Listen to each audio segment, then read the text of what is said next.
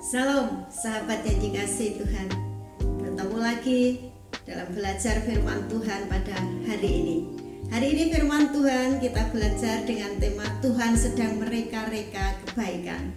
Kita belajar dari seorang remaja belia, yaitu Yusuf. Anda pasti kenal kisah Yusuf, mengerti jalan-jalan yang dilalui Yusuf sampai mimpinya terjadi. Kita belajar dari Kejadian pasal 50 ayat yang ke-20 yang demikian bunyinya. Memang kamu telah mereka-rekakan yang jahat terhadap aku. Ini Yusuf berbicara kepada kakak-kakaknya yang mereka-rekakan kejahatan, yang sedang mereka-reka supaya mimpinya Yusuf tidak terjadi. Tetapi Allah telah mereka-rekanya untuk kebaikan, dengan maksud melakukan seperti yang sekarang ini, yakni memelihara hidup suatu bangsa yang besar. Kita belajar sahabat, kadang-kadang kita sering menerima perlakuan yang tidak adil. Kita difitnah, kita ditipu, kita digosipkan yang negatif, yang itu tidak nyata dalam kehidupan kita. Tetapi bagaimana respon hati kita, itu yang menentukan kehidupan kita. Kita belajar dari Yusuf, umur 17 tahun, waktu dia menerima mimpi dari Tuhan, bahwa keluarganya, orang tuanya, kakak-kakaknya dan adiknya akan sujud menyembah dan memberi hormat kepadanya. 17 tahun mimpi itu diterima dan keluarganya, ayahnya pun tidak mendukungnya. Bahkan Yakub berkata, mimpi apa itu? Engkau menginginkan ayah, ibumu dan saudara-saudaramu tunduk sujud kepadamu.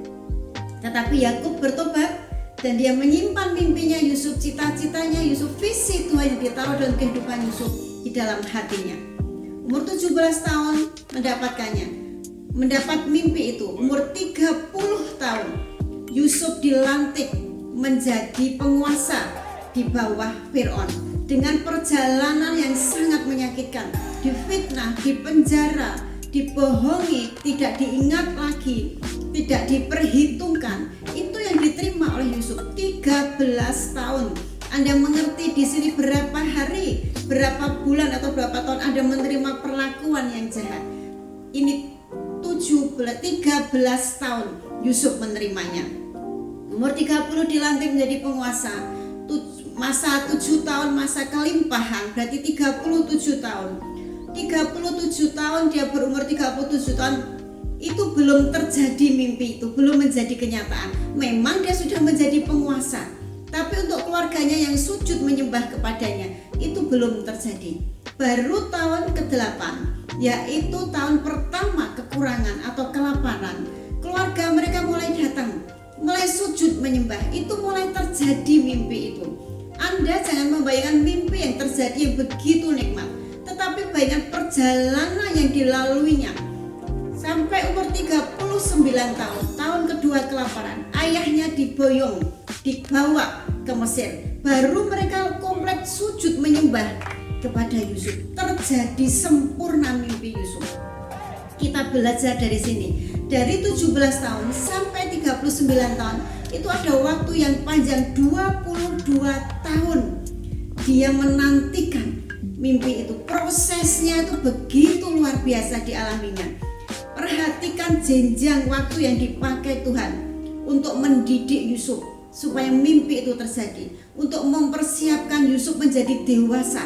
Saat mimpi itu terjadi, Yusuf sungguh-sungguh punya iman yang sempurna di hadapan Tuhan. Kita belajar dari Yusuf, ada beberapa hal yang perlu kita pelajari, yang harus kita ikuti. Apa yang dilakukan Yusuf? Yang pertama, respon hati, respon awalnya saat diperlakukan tidak adil, saat diperlakukan jahat, saat mimpinya dicoba dimatikan oleh keluarganya. Yusuf mempunyai respon hati yang positif. Yusuf mempunyai respon hati yang tetap percaya kepada Tuhan.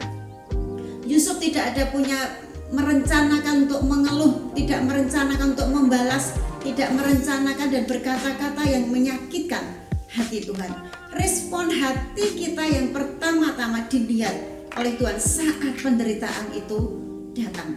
Yang kedua, yang dilakukan Yusuf tetap percaya bahwa Tuhan sedang mereka-reka kebaikan, bahwa Tuhan pasti menggenapi mimpinya yang diberikan kepadanya.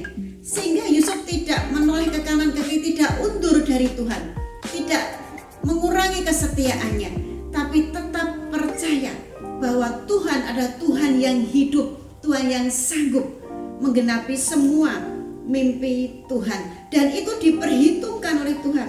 Dia menjaga dirinya, tetap berlaku seperti firman Tuhan, punya integritas, berkarakter Allah, sehingga dimanapun ditempatkan dia dijadikan pemimpin. Dan dimanapun dia ditempatkan, di situ berkat Tuhan mengalir, tidak hanya untuk dirinya.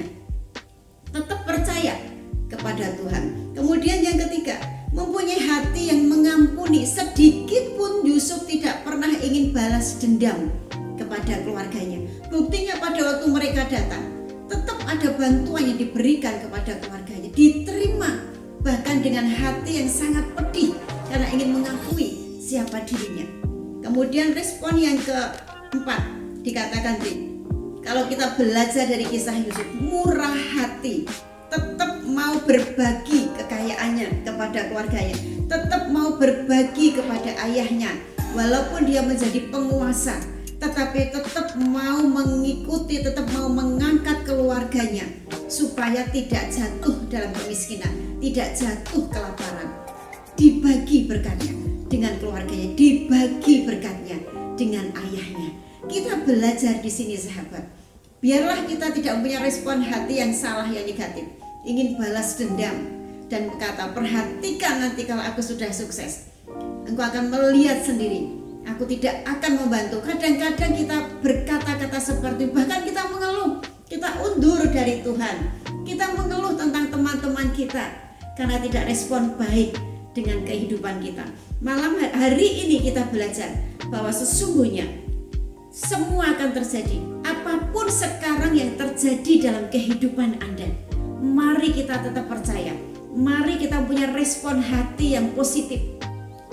Mari kita tetap percaya dan tetap berintegritas. Mari kita tetap mengampuni semua yang berlaku tidak adil, semua yang menipu, semua yang fitnah pada kita, yang mencoba mematikan mimpi dan visi kita supaya tidak terjadi.